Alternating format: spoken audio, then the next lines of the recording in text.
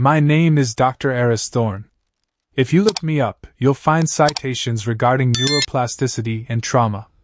You won't find anything about ghosts, or reincarnation, or God. I don't believe in the ghost in the machine. I believe in the machine. Our house was a testament to that order. It was a mid-century modern build, cantilevered over a wooded ravine, glass, steel, and polished concrete. It was quiet. Since my wife, Elena, passed 2 years ago, the silence had become a third roommate. It wasn't a hostile silence, just a heavy one. Elian was 6 years old. He was sitting on the heated concrete floor of the living room, surrounded by the debris of childhood, Legos, a few wooden trains, and a stack of printer paper he'd pilfered from my study. "Dad?" His voice was small, barely cutting through the sound of the rain drumming against the floor-to-ceiling windows. "Just a minute, El," I muttered, my eyes scanning the abstract of my colleague's peer review on my tablet. The blue light from the screen was the only illumination in the kitchen where I stood, waiting for the coffee machine to hiss its final breath. I looked over at him. He was a normal child. I need to emphasize that. He liked Paw Patrol. He cried when he scraped his knee. He hated broccoli with a visceral passion. There was nothing indigo, nothing crystal, nothing supernatural about him. We were a grieving family, yes, but we were functionally normal. I walked into the living room, mug in hand. The steam curled up, vanishing into the cool air. I sat on the leather sofa, watching him. He was drawing. He held the crayon with that clumsy, fist-tight grip kids have, pressing down so hard the wax crumbled. "What are you making, buddy?" I asked, leaning forward. Elian didn't look up. His focus was absolute. "A picnic," he said. "A picnic? In this weather?" I chuckled, gesturing to the wet darkness outside. "Not here," he whispered. "In the dry place. On the hill." I took a sip of coffee, the bitterness grounding me. "Okay. Who's at the picnic?" He paused, the blue crayon hovering over the page. "Lots of people. Everyone is hungry." I watched his hand move. He wasn't drawing stick figures. He was drawing textures. He was making jagged, rhythmic lines in brown and gold. It looked like a field, perhaps? Or a crowd? It was abstract, messy, typical for his age. "Is that us?" I asked, trying to bridge the gap that grief often wedged between us. "No," Elian said, finally looking up. His eyes were dark, like his mother's. "We aren't there yet. We come much later." A shiver, irrational and swift, went down my spine. It was just a turn of phrase. Kids say weird things all the time. Their brains are still wiring themselves, making loose associations between time and space. I knew this. I was an expert on this. "All right, philosopher," I said, setting my mug down on a coaster. "Time for the bath. School tomorrow." "Wait," he said. "I have to finish the baskets." "Baskets? There are 12 left over," he murmured, his voice dropping to a register that felt too low for his small chest. "We have to pick them up. Nothing is wasted." I froze. 12 baskets? The phrase rang a bell, a distant echo from a Sunday school I hadn't attended in 30 years. But I dismissed it. Maybe he heard it on TV. Maybe his grandmother read him a story. "Finish the basket, then upstairs," I commanded, retreating to the safety of my parental authority. I walked to the window, looking out at the ravine. The trees were thrashing in the wind. I saw my own reflection in the glass, tired eyes, thinning hair, a man holding a coffee cup like a shield. I believed in the biology of memory, that it is a physical trace, an engram stored in protein structures. I believed that when you died, those proteins broke down, and the memories evaporated like water on hot pavement. I turned back to Elian.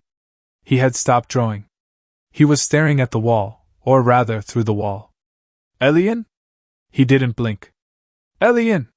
I said it sharper this time. He snapped his head toward me, startled, as if waking from a dream. "Yeah, Dad? You zoned out. Come on. Bath." As he scrambled up, Abandoning his crayons, I walked over to the coffee table to clean up his mess. I picked up the drawing. My breath hitched. It wasn't just scribbles. In the center of the chaotic brown and gold lines he had drawn a figure. It was small, barely an inch high. But the detail was impossible. He had used the tip of a black pen to create tiny dots. It was a man. He was wearing a cloak. And he was handing something to a child. But it was the perspective that made my stomach turn. The drawing wasn't from a side view, like kids usually draw. It was drawn from a low angle looking up. As if the artist was sitting on the ground, looking up at the man blocking the sun. There was a sun drawn in the corner. But it wasn't the yellow circle with rays that Elian usually drew. It was white. Blindingly white.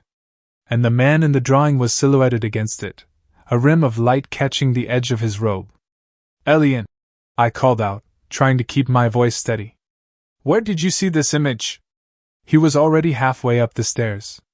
I didn't see it, Dad, he yelled back, his voice echoing in the high-ceilinged hallway. I remembered it. I stood there in the living room, the paper trembling slightly in my hand. The rain hammered harder against the glass. I told myself it was nothing. I told myself he had seen a movie. I told myself that the human brain is a sponge for imagery, soaking up data without context. I folded the paper and put it in my pocket. I didn't know why I didn't throw it away. Later that night, after he was asleep, I went into my office. I sat in my Eames chair, the leather creaking. I turned on my desk lamp, a pool of warm yellow light in the cool darkness. I pulled the drawing out. I took a magnifying glass from my drawer. I studied the figure in the center. The baskets, he mentioned, were drawn near the bottom. They weren't generic baskets. They were woven. He had tried to draw the weave pattern. Over, under, over, under. I rubbed my temples. I was a man of science. But looking at that drawing, I felt the first hairline fracture in the foundation of my world. The silence of the house didn't feel empty anymore. It felt like it was holding its breath. I opened my laptop and typed into the search bar, 12 baskets left over. The results filled the screen. Matthew 14 verse 20. Mark 6 verse 43. Luke 9 verse 17. John 6 verse 13. The feeding of the 5,000. I stared at the screen. My heart rate monitor on my wrist buzzed, a spike in pulse. 102 BPM. Coincidence? I whispered to the empty room. Just a cultural osmosis. But as I turned off the lamp, plunging the office into darkness, I could hear Elian shifting in his sleep upstairs. And for the first time in my life, I was afraid to go up there. Not of my son, but of what might be living inside his head. The rain continued to fall, washing nothing away. The weeks following the drawing incident were marked by a suffocating normalcy. We ate oatmeal. We drove to school. I went to the hospital. Elian went to first grade. I had almost convinced myself that the 12 baskets comment was a fluke, a piece of random data his brain had snagged from a documentary while I was channel surfing. The brain is a pattern-seeking engine. Sometimes it finds patterns where there are none. That was my mantra. Then the heat began. It started on a Tuesday, 3 weeks later. Seattle was in the grip of a cold front, the temperature hovering near freezing. The heating system in our house was efficient, keeping the interior at a constant 68 degrees. I woke up at 3:14 a.m. Not because of a sound, but because of a smell. It smelled like arid dust. Like hot stone and dry grass baking under a relentless sun. It was the smell of a desert, distinct and impossible in a damp Pacific Northwest winter. I sat up, confused. The smell was thickest in the hallway. I walked toward Elian's room, my bare feet cold on the floorboards. As I pushed his door open, a wave of heat hit me. It wasn't the dry heat of a furnace. It was humid, stifling, organic heat. Elian? He was thrashing in his bed. The sheets were kicked off. He was soaked in sweat, his pajamas clinging to his small frame. I rushed to his side, my hand instinctively going to his forehead. He was burning up. But when I touched him, he didn't feel like a child with the flu. His skin felt like he had been sunbathing for hours. It radiated a stored, solar warmth. No, he moaned, tossing his head. Too many people. They are pushing. Elian, wake up. You're dreaming, I said, shaking him gently. He didn't wake. His eyes snapped open, but they weren't seeing me. The pupils were pinpoint small, reacting to a light that wasn't there. In the dim room, his eyes should have been dilated. Then he spoke. It wasn't the mumble of a sleepwalker. It was clear, rapid, and guttural.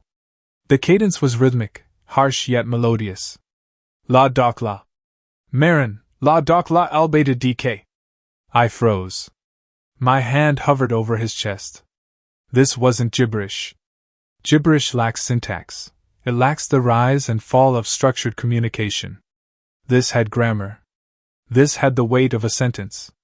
He grabbed my wrist. His grip was shockingly strong. Maya! Maya! He gasped, licking his cracked lips. Saya! I didn't know the words, but I knew the tone. Thirst.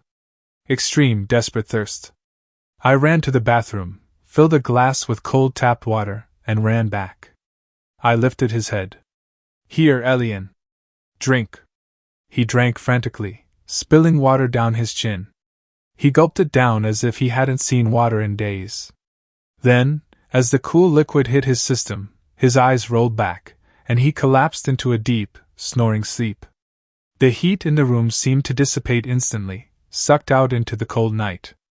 I stood there, the empty glass in my hand, trembling. The next morning, I brought my medical bag home. I am a neurologist. I look for the mechanical fault. I checked his vitals. Normal. I checked his reflexes. Normal. I looked into his eyes with a penlight. Normal. Do you remember your dream last night, bud? I asked him over breakfast. He was eating cereal, unbothered. I was thirsty, he said simply. We were walking for a long time. The teacher said the well was close, but my legs hurt. The teacher? I asked, keeping my voice neutral. Is that Mr. Henderson from school? Elian laughed, a bright, innocent sound. No, Dad. The teacher. The one who walks in front. He doesn't wear shoes. I felt a cold knot tighten in my stomach. Elian, did anyone talk to you? In a different language? He shrugged. Everyone talks like that there. Like what? Like the old way. I didn't push him. I went to work, but my mind was a wreck. I cancelled my afternoon consultations. Instead, I sat in my office and played back the recording I had made on my phone the moment he started speaking. I listened to it over and over. La dokla. Marin. I isolated the audio, cleaned up the background noise. I needed a diagnosis. Temporal lobe epilepsy, TLE, often presents with hyperreligiosity and auditory hallucinations. Sometimes, during seizures, patients speak in tongues or repeat phrases. It's a firing of the amygdala and the hippocampus. That had to be it. My son was having seizures. It was a devastating diagnosis, but it was a diagnosis. It was science. It was treatable. I called a colleague, Dr. Arins, a specialist in pediatric linguistics, under the guise of consulting on a patient of mine. I didn't tell him it was my son. I have a recording, I told him over the secure line. A pediatric patient. Presenting with sleep disturbances and vocalizations. I suspect glossolalia associated with TLE. Can you confirm it's gibberish? Send it over, Arins said. I waited. 10 minutes passed. Then 20. My phone rang. Eris. Arins' voice was different. Perplexed. Where did you get this? Is it gibberish? No, he said slowly. It's not glossolalia. The phonemes are consistent. The glottal stops are incredibly specific. Specific to what? It sounds Semitic. Ancient. Like Aramaic or a Proto-Hebrew dialect. But the accent. Eris, the accent is rough. It's not the academic Aramaic we hear in liturgical studies. It sounds rural. Galilean, maybe? I'm not an expert on the dialects of that specific era, but this isn't random noise. The kid is saying, "Do not fear. Master, do not fear the house of..." And then I lose it. I grip the phone. And the other part? Maya? That's water, Arins said. In Aramaic, Maya is water. Saya means thirsty. I hung up. I stared at the wall of my high-tech office, surrounded by diagrams of the brain. Epilepsy doesn't teach you a dead language with a regionally accurate peasant accent. Genetic memory is a pseudoscientific theory. We don't inherit memories of events, only instincts. That night I didn't sleep. I set up a camera in Elian's room. A night vision baby monitor, upgraded with high-fidelity audio. I sat in the living room, watching the feed on my iPad. For hours, he slept peacefully. Then, at 3 a.m. exactly, he sat up. On the black and white screen, his eyes were wide open. He wasn't looking around the room. He was looking at the corner of the room, near the closet. He smiled. A look of pure, unadulterated adoration. "Yes," he whispered, and the microphone picked it up clearly this time. "I will tell him. But he is afraid of the dark." He was talking about me. I watched as my son reached out his hand, as if accepting something from an invisible visitor. He closed his fingers around empty air, brought his hand to his chest, and lay back down. I ran upstairs. I burst into the room. It was empty, save for Elian. "Who were you talking to?" I demanded, my voice too loud. Elian blinked, sleepy and confused. "The man." "There is no man here, Elian!" I shouted, the fear finally cracking my composure. "He just left," Elian said calmly, pointing to the solid wall. "He said you are looking for the wrong broken things? He said you fixed the wires, but you can't see the light." I sank to my knees by his bed. "Elian, please. Stop this. He gave me something for you," Elian said. "There's nothing there," I whispered, tears stinging my eyes. "Not a thing, Dad," Elian said, tapping his own forehead. "A map." "A map to what?" "To the place where they put the stone. He says they moved it. He says the history books are wrong." The neurologist in me died in that moment. The father in me was terrified. But the scientist was beginning to ask a question I never thought I would ask. What if the data is real? I looked at my son's hands. They were trembling, not from cold, but from an aftershock of energy. I grabbed his sketchbook from the nightstand. "Draw it," I commanded. "Draw the map." Elian took the pen. He didn't hesitate. He began to draw a coastline. A specific curvature of land meeting water. And then, he marked an X, not with a cross, but with an ancient symbol. The Tav. I recognized the coastline. I had seen it on maps of the Middle East. It was the Sea of Galilee. But the shoreline was wrong. It was the shoreline from 2,000 years ago, before the modern dams changed the water levels. I knew then that I couldn't handle this alone. I needed experts. I needed to prove this was a fraud, or I was going to lose my mind. My dining room, once a place for holiday turkeys and rush breakfasts, had been transformed into a command center. The smell of roasted chicken was gone, replaced by the scent of ozone from overheating servers and the dry, musty odor of archival paper. I had called in the cavalry. Dr. Arins was there, pacing the hardwood floor, his headphones around his neck. But the heavyweight was Professor Sarah Jenkins, chair of Near Eastern Archaeology at the university. She was a woman carved from granite, sharp features, silver hair tied in a severe bun, and eyes that had spent 40 years distinguishing between dirt and history. She didn't believe in miracles. She believed in carbon dating and stratigraphy. She sat at the head of the table, sorting through high-resolution topographical maps of the Galilee region. "Eris," she said, not looking up, "you understand my position. I am here as a favor to you. But children absorb information. A YouTube documentary, a overheard lecture, the subconscious is a sponge." "I know, Sarah," I said, leaning against the doorframe, my arms crossed. "But just listen to him. Elian was sitting at the other end of the table. He looked so small in the high-backed chair. He was playing with a Rubik's Cube, twisting the colors with absent-minded rhythm. Click, clack, click.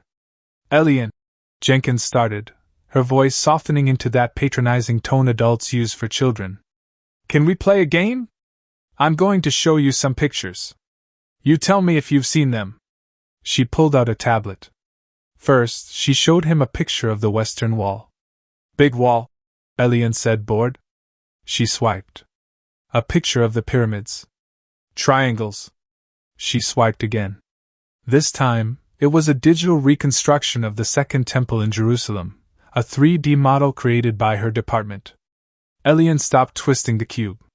He leaned forward, squinting. It's wrong, he said. Jenkins smirked slightly. What is wrong about it, Elian? The gold, he said, pointing to the roof of the sanctuary. It wasn't that smooth. It looked like scales.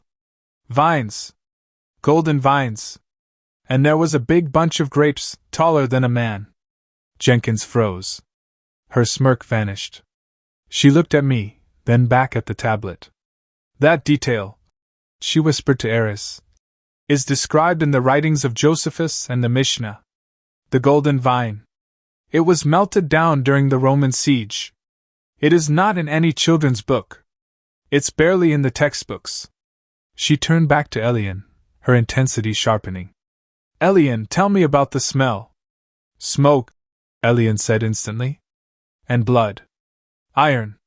The smell of the butchers in the courtyard. Jenkins pulled out a physical map.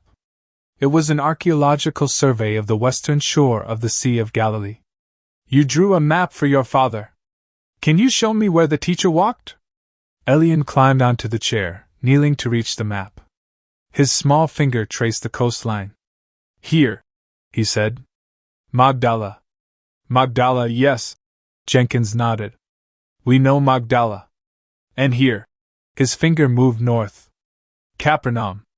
Correct. And here. His finger stopped on a patch of empty land between the two. A place marked on the map as barren scrubland. This is where the boat landed. Where the stones are black. There is nothing there, Elian, Jenkins said gently. That's volcanic bedrock. No settlement. The stairs are there, Elian insisted, his voice rising. Black stairs going into the water. And the house of the tanner. It smells bad there. Jenkins looked at her notes. Dalmanutha? She muttered to herself. The lost anchorage. Suddenly, Arin stepped forward. He placed a recorder on the table. Elian, he said. Can you say the words again? The ones you said in your sleep? Elian looked at Arin's. The child's eyes changed. The boredom evaporated, replaced by that ancient, weary depth I had seen before. Ephatha, Elian whispered. The room went silent. The air pressure seemed to drop. Ephatha, Arin's repeated, stunned. Be opened. He touched the man's ears. Elian said, looking at his own hands. The man couldn't hear. The teacher sighed. A deep sigh, like he was sad for the whole world. He looked up at the white sun and said, Ephatha. Elian looked at me. Daddy, the man screamed. He had never heard a bird before. He screamed because the world was too loud. Arins took off his glasses. His hands were shaking. Eris, the syntax, the phonetic delivery. He's using a Galilean Aramaic dialect that went extinct in the 2nd century. We have reconstructed it theoretically, but hearing it? It's like hearing a dinosaur roar. It shouldn't exist. Jenkins stood up abruptly. She walked to the window, staring out at the Seattle rain. She was a woman of science, shaking in the face of the impossible. I need to verify this, she said, her voice tight. Elian said there are black stairs.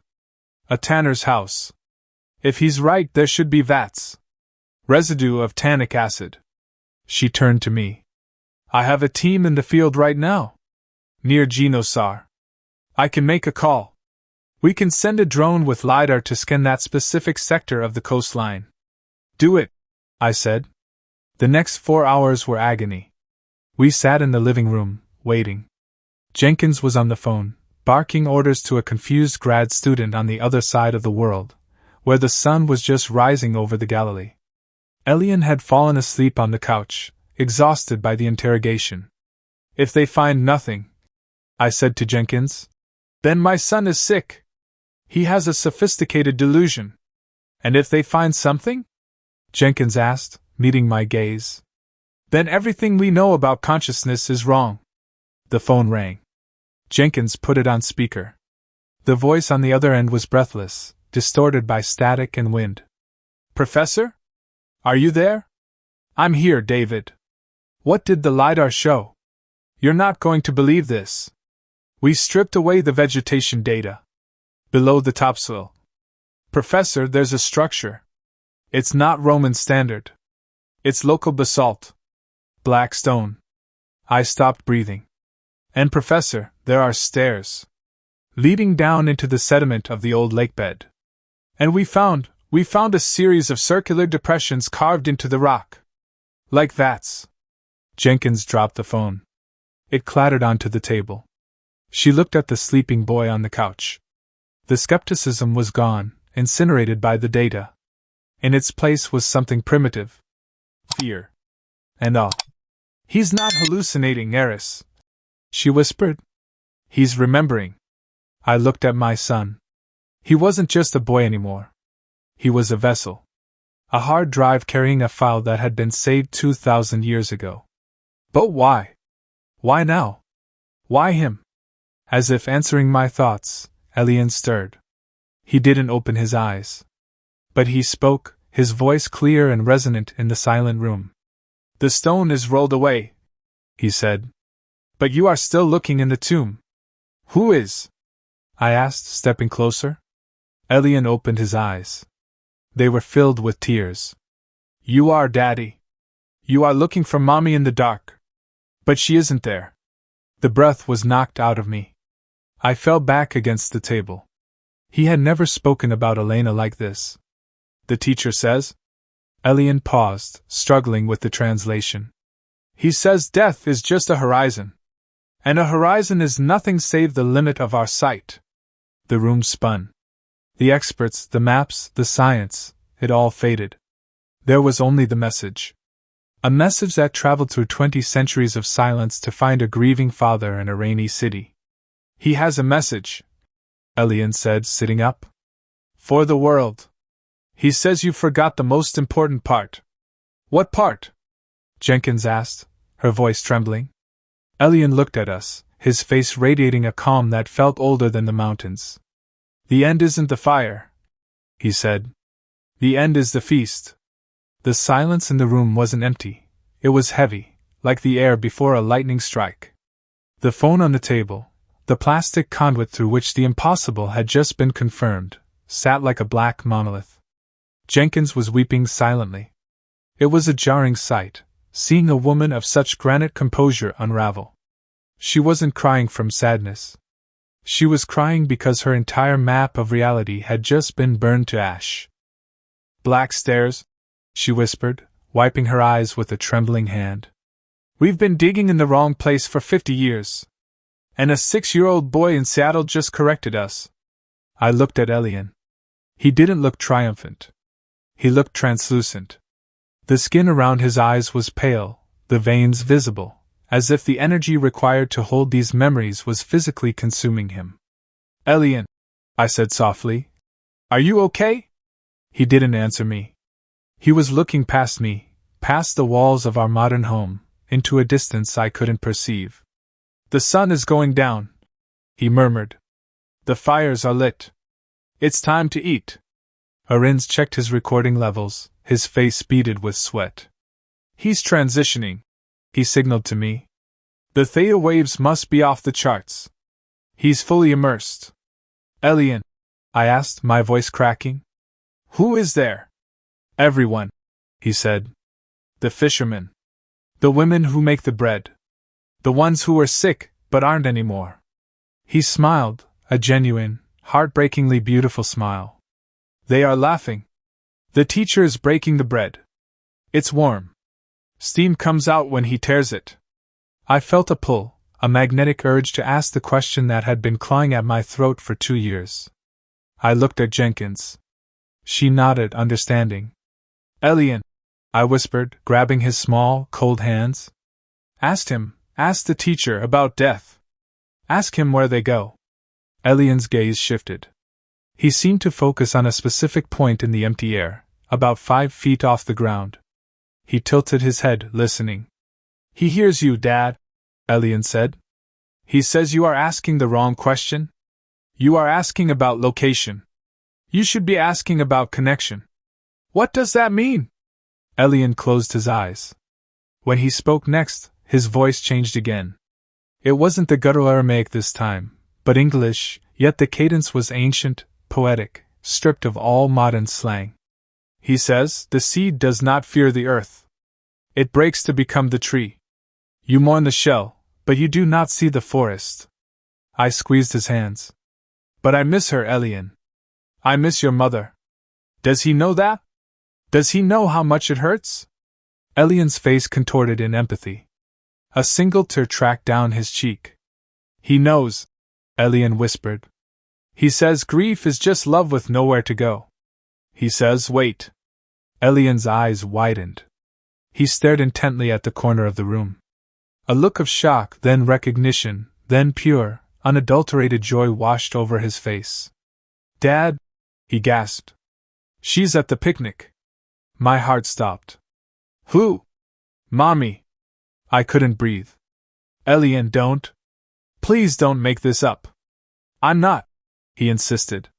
She's sitting near the fire. She's wearing the blue dress. The one with the white flowers. I buried my face in my hands.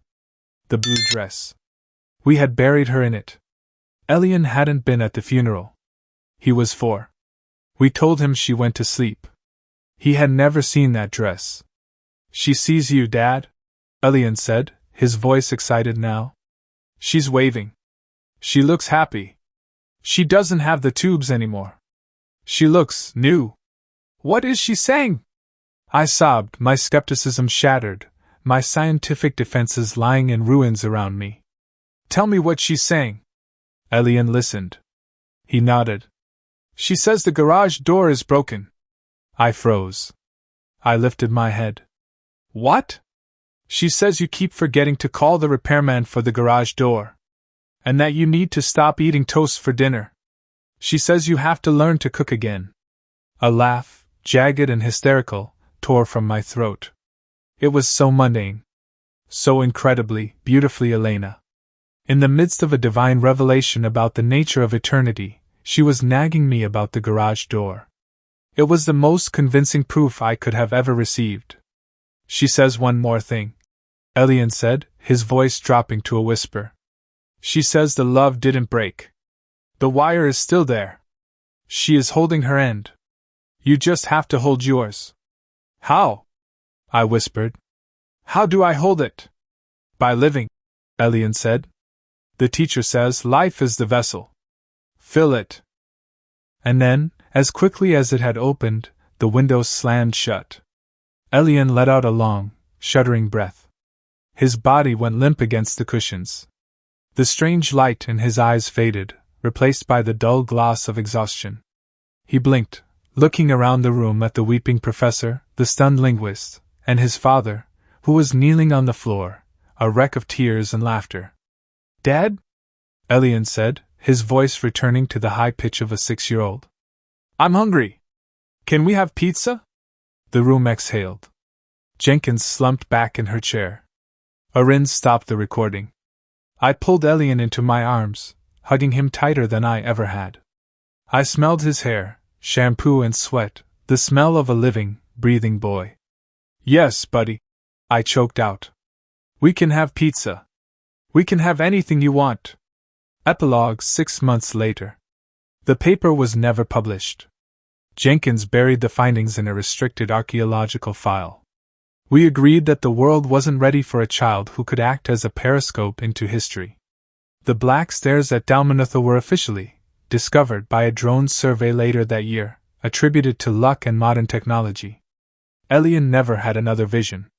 The nightmares stopped. The Aramaic faded from his tongue as if it had never been there. He is just a boy now. He plays soccer. He struggles with math. He forgets to brush his teeth. But I am different. I still work at the hospital. I still treat the brain.